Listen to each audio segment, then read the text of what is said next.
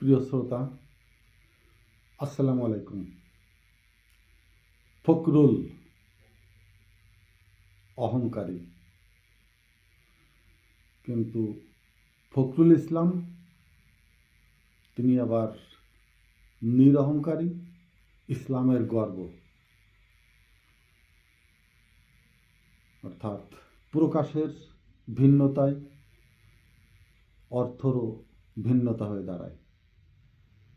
আমি ফখরুল ইসলাম সাহেবকে নিয়ে কিছুক্ষণ কিছু কথা বলবো, তাই এই ব্যাখ্যা। আমি হজে গিয়েছিলাম, আমার জানা ছিল, কিন্তু ওই সময়টাই খেয়াল ছিল না যে আরাফাতের ময়দানে যে সবুজ বৃক্ষগুলো এখনো দাঁড়িয়ে আছে, ওগুলো আমাদেরই, বাংলাদেশেরই একজন মহান রাষ্ট্রপতি কর্তৃক উপহার দেওয়া আরাফাতের ময়দানের ওই বৃক্ষগুলো। আমরা কতটুকু স্মরণ করি।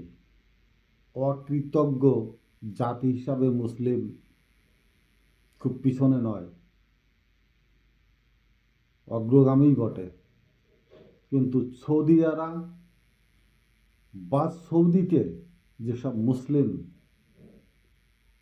কান্ট্রি থেকে যেসব কিছুটা হলেও জ্ঞাত, জানাশোনা মুসলমানরা, জ্ঞানী শিক্ষিত বুদ্ধিমান মুসলমানরা সৌদিতে হজে যান, তারা যাওয়ার আগে একটা ধারণা নিয়ে নেন কিভাবে হজ করতে হবে, কোথায় কি। তাদেরকে ধারণা দেওয়া হয় ওই সবুজ গাছগুলো বাংলাদেশ কর্তৃক একজন মহান স্বাধীনতার ঘোষক, বীর মুক্তিযোদ্ধা, একজন সেনানায়ক এবং একজন রাষ্ট্রপতি, যিনি পরবর্তীতে শহীদ হন, তার কর্তৃক উপহার দেয়া ওই সবুজ বৃক্ষগুলো। আমি যে জন্য উপসংঘটা টানলাম, ফখরুল ইসলাম সাহেব জানেন বিগত 15 বছর এদেশ থেকে কত বিএনপির কর্মী, বিএনপি বলেন, জামাতেরও আছে, ইসলামিক মাইন্ডের যারা, আবার যারা জামাত করতে চান না, তারা বিশেষ করে বিএনপির ছায়াতলেই, বিএনপির রাজনীতিতেই সম্পৃক্ত হতে চান, তারা বিভিন্নভাবে অত্যাচারিত, নিপীড়িত হয়ে পৃথিবীর বিভিন্ন দেশে আশ্রয় নিয়েছেন। তাদের শিক্ষাগত যোগ্যতা অনুসারে আমেরিকা, কানাডা, অস্ট্রেলিয়া, ইউরোপের কান্ট্রিগুলোতে কিছুটা যারা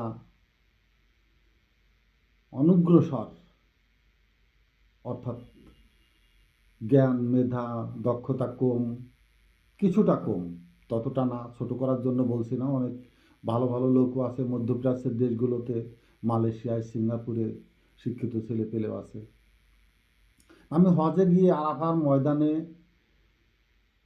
আমার মতো যেভাবে চলাফেরা করে ওইভাবে হাঁটছিলাম, কিন্তু 4-5টা বয়স্ক লোক তারা একটা গাছের নিচে দাঁড়িয়ে খুব আহ্লাদে আমোদে বিহ্বল হয়ে সেলফি তুলছিলেন, গাছের ছবি, এবং গাছগুলোকে বুকে বারবার জড়ায় ধরছিলেন এবং বলতেছিলেন, এই তুই কিন্তু আমাদের দলের, আমাদের দিক খেয়াল রাখিস। গাছকে বলতেছিলেন। আমি বুঝতে পারছিলাম না, বাংলা ভাষায় কথা বলতেছিল। তারা মালয়েশিয়ার থেকে হজে গিয়েছে। আমি এই আনন্দঘন মুহূর্তে একটু উৎসুক মানুষ, তো তাদের সাথে কিছুটা বাংলা ভাষা দেখে আগিয়ে গিয়ে কথা বললাম। তা কিছুক্ষণ পরেই আমি জানতে পারলাম তারা দেশে বিএনপি করত এবং আওয়ামী লীগের দ্বারা বিভিন্নভাবে মামলা হামলার শিকার, এমনকি 2জন লোক, তারা তাদের পরিবার ভূমিহীন, অর্থাৎ তাদের বাড়ির ভিটার মাটি পর্যন্ত কেটে নিয়ে যাওয়া হয়েছে। ফ্যামিলিগুলো শ্বশুর বাড়িতে শিফট করে রেখে তারা খুব কৌশলে দেশের বাইরে চলে যেয়ে জীবন রক্ষা করেছেন, প্রাণে বেঁচে আছেন এবং সেখান থেকে যা আয় করছেন তা দিয়ে পরিবার চালাচ্ছেন। তারা বিএনপির লোক। ওই গাছগুলো যে তাদের রাষ্ট্রপতির বিএনপির দেওয়া শহীদ জিয়াউর রহমানের উপহার, সেখানে যাইয়ে তাদের সেই আবেগ সেই গাছের সাথে তারা বিনিময় করছেন। আমি কথাটা কেন বললাম? 5ই আগস্টের পর হুট করে বিএনপি আনন্দ উচ্ছ্বাসে যে ঘটনাগুলো ঘটিয়ে ফেলল, এখনও ঘটাচ্ছে, এখনও আছে, যার কন্যায় সাধারণ জনগণ হতাশ যে আমরা যাব কোথায়, এ রাষ্ট্র কার কাছে নিরাপদ? জনগণ, জননিরাপত্তা, এদেশের অর্থ, এদেশের মেধা, এদেশের জনশক্তি, জনবল, সার্বভৌমত্ব, ধর্ম তো আছেই, কাদের হাতে নিরাপদ? তো তৃতীয় শ্রেণীতে যারা, অর্থাৎ তৃতীয় নাগরিক, কোনো দলকে সরাসরি প্রমোট করে না অথচ ভোট দেয়, তাদের বড় একটা অংশই মনে হয় জামাতের দিকে ধাবিত হয়ে আসলো। এমনকি উপদেষ্টাদের ভিতরেও বেশ কিছু নমনীয়তার ছায়া পাওয়া যাচ্ছিল ওই সময় তো ক্ষিপ্ত হয়েই এই ফখরুল ইসলাম আলমগীর তিনি খুব ক্ষিপ্রভাবে বলে উঠলেন, এদেশে কখনো সাম্প্রদায়িক কোনো গোষ্ঠী ক্ষমতায় আসবে না। সম্পূর্ণভাবে জামাতকে উদ্দেশ্য করে তিনি এমন একটি কথা এবং তার কণ্ঠস্বর, চোখ মুখের যে ক্ষিপ্রতার প্রকাশ পেল, যারা সেই মুহূর্তটাকে মনে রেখেছে এবং সেই কথাটা আমার কানে এখনো বাজে, যে তিনি কেন এইভাবে এই কথাগুলো বললেন। ওনার জানা উচিত ছিল বাংলাদেশ জাতীয়তাবাদী দল বিএনপি জামাতের লোক নাই, আবার জামাতের লোক বাদ দিয়েও পূর্ণাঙ্গ বিএনপি নয়। ইতিমধ্যে যারা প্রকাশ বুঝতে পেরেছে যে আওয়ামী লীগ মুসলিম বিদ্বেষ, এটা অনেক পূর্ব থেকেই, এবং মুসলিমদের তারা ঘৃণা করে, তাদের অধঃপতন চায়, বিশেষ করে ইমানদার মুসলমান যারা, বাংলাদেশের আলেম উলামা যারা, যারা সরাসরি জামাতের সাথে নাই, তাদের একটা স্থান, বিএনপিকে তারা ভালোবাসে।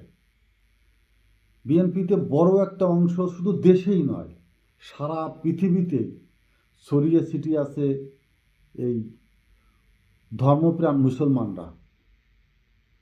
কিন্তু বিএনপি ক্ষমতায় গেলে বিএনপির নেপথ্যে যে একটা বড় শক্তির যোগান, সেটা কিন্তু এই সাম্প্রদায়িক যারা, অর্থাৎ মুসলমানরাই বড় শক্তি। ফখরুল ইসলাম মনে করেন তাদের সাথে অনেক হিন্দু সম্প্রদায়ের লোক আছেন। হ্যাঁ, লোক তাদের দলে আছেন, তাদের দলীয় যে লিস্টে সেখানে হিন্দু সম্প্রদায়ের লোক আছেন, এটা আমিও স্বীকার করি। কিন্তু আবার বাংলাদেশ হিন্দু কল্যাণ ট্রাস্ট, হিন্দু কল্যাণ পরিষদ, হিন্দু সম্প্রদায়ের বড় বড় সংগঠনগুলো কিন্তু তারাই সংগঠিত করেছে, তাদেরকে অর্থ করে দিয়ে, তাদেরকে বুদ্ধি, সাহস সব কিছু দিয়েই কিন্তু সেই হিন্দু দাদাবাবুরাই হিন্দুদেরকে দেশে সম্পূর্ণ পুনর্গঠিত করে, বিএনপির কিনা জানি না, কিন্তু মুসলমানদের বিরুদ্ধে বড় একটা শক্তি সঞ্চয় করে তুলেছে, যেটা ইতিপূর্বেই চিন্ময় বাবুর আটকের কে কেন্দ্র করে যেসব ঘটনাগুলো চিটাগাং, রংপুর বা সারা দেশেই ঘটল, এটা কি মুসলমানদের বুঝতে, জানতে আর বাকি থাকলো? আমি হয়তো খুব সুন্দর করে বুঝিয়ে বলতে পারবো না। মেজর মামুন সাহেব, অবসরপ্রাপ্ত মেজর মামুন, উনি আধা ঘন্টার একটি ভিডিও খুব সুন্দর করে বুঝিয়ে বলেছেন যারা দায়িত্বে থাকেন, দায়িত্বপ্রাপ্ত থাকেন, পদে থাকেন, পদস্থ থাকেন, তাদের কখন কোন কথাটি বলার প্রয়োজন, কখন নীরব থাকার প্রয়োজন, কখন নিশ্চুপে সরে যাওয়া প্রয়োজন, কখন নিজেকে সামনে উপস্থাপন করার প্রয়োজন, কথাগুলো কখন কোনভাবে বললে শ্রুতিমধুর এবং সময়ের উপযোগী হয়ে অর্থবহ হয়ে মানুষের মাঝে গিয়ে দাঁড়ায়, সেটা বোঝার ক্ষমতা থাকার প্রয়োজন। বাংলাদেশে মুসলমানদের কথা কোরআন তেলাওয়াত মজলিস মাহফিল হলে সেটা জঙ্গিবাদের সংগঠন যদি হয়, 5ই আগস্টের পর খুব দ্রুতই ভারতে যেয়ে হাত মেলেই আসলেন কাদের সাথে? হিন্দুত্ববাদী একটি সরকারের সাথে। মানুষকে রামছাগল গাধা ভাবলে হবে না ফখরুল সাহেব। আমার সময় শেষ হয়ে গেল। আর একটা ভিডিওতে আমি আপনাকে নিয়ে মহাসচিব পদের দায়িত্বটা শেখানোর চেষ্টা করব। যতদিন আছেন ওখানে তো আছেন দীর্ঘদিনই, স্বৈরশাসকের আর একটা অবস্থান আপনি তৈরি করে রেখেছেন, থাকেন। আপনাকে নিয়ে আমি আর একটা ভিডিও বানাবো আশা করছি। তবে কথাবার্তা সময় উপযোগী করে বলুন, ভালো হবে। আসসালামু আলাইকুম।